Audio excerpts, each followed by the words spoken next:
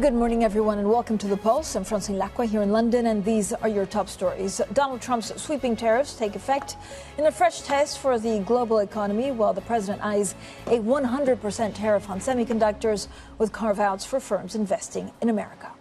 The Kremlin says Presidents Vladimir Putin and Donald Trump will meet for summit talks within the next few days. Plus, the Bank of England is set to cut rates to a two-year low as policymakers contend with a slowing economy and mounting concerns about the labor market. Now, one of Donald Trump's highest tariffs is now in effect on Switzerland after the government failed in its last-ditch effort to get the U.S. president to lower the rate. The 39% levy on exports from Swiss watches to Nespresso coffee capsules is the highest amongst developed countries and compares with just 15% on the European Union. Well, joining us now is Thomas Bohrer. He is a former Swiss ambassador to Germany and founder and managing partner of Dr. Bohrer and partner. Ambassador Bohrer, thank you so much for joining us. First of all, I don't know if it feels like diplomatic catastrophe, showing up to Washington, not meeting with the president, and then coming back empty-handed. No, I wouldn't call it like that. It's clear that the United States is a superpower, Switzerland is a medium power, and we have to understand that President Trump is not the normal politician. He sees himself as a transactional leader, and diplomatic behavior is not one of his priorities. And, you know, Switzerland, I can tell you how it will play out. Switzerland will come up in the next hours, hopefully, with a strategic action plan, how to tackle the huge trade balance of 40 billion. Right. Because this trade balance is the only thing which interests President Trump. Other facts he is not interested in, so we have to tackle this issue. Yeah, but first of all, I mean, look, President Kenneth seems to have refused to budge before Trump, right? This was ahead of the announcement of the tariffs. Was that a failure of a strategy, or did she do the right thing? The Swiss government thought that the United States are still working in normal diplomatic terms. That means an agreement negotiated on the level of ministers will afterwards not anymore be changed by the president. That was the case before President Trump took office. That was the case with the European Union and others. You can rely on the commitment of ministers of commerce or the USTR. But as I said, for President Trump, everything is negotiable till he has signed the deal. Do you think Switzerland will implement countermeasures to the tariffs? No, we will not implement countermeasure. We will come up with a strategic action plan negotiated by the Swiss government and the private sector and really tackle that 40 billion trade deficit. We will tackle the issue of the gold smelters, which adds 20 billion to that trade deficit. I think we should export these smelters to the United States and make the United States the biggest gold smelter in the world.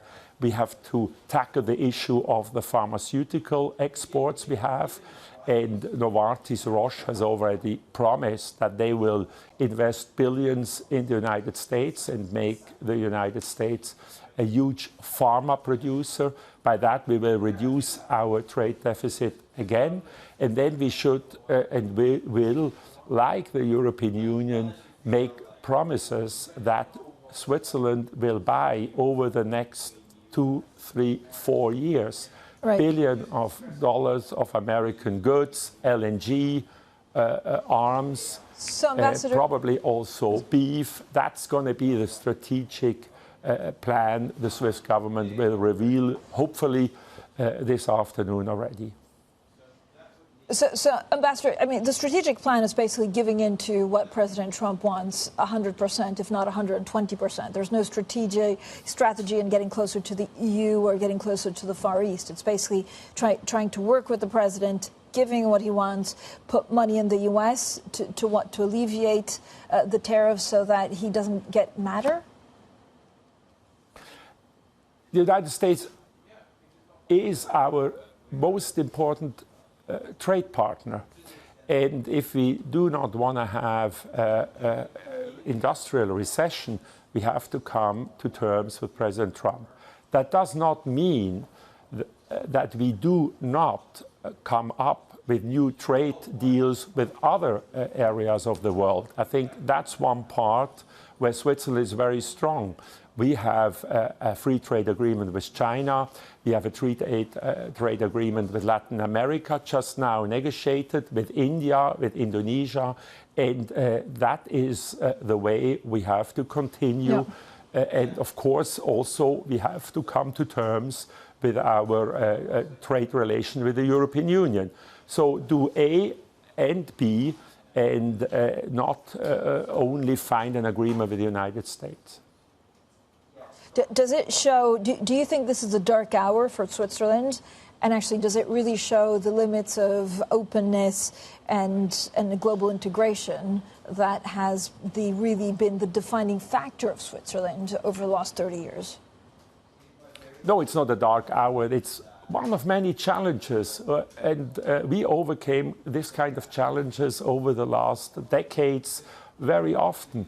Remember 2007, 2008, the huge euro shock, where in one day the euro became much weaker to the Swiss franc. That was a heavy burden on our industry. The corona shock, now the failing or the very weak dollar, these trade negotiations. Switzerland over the last decades has always proved that they overcome these challenges, and we come out stronger if we take the right measures. All right, Thomas Bohrer, thank you so much for joining us. He is a former Swiss ambassador to Germany, founder, managing partner, Dr. Bohrer and Partner. Now back to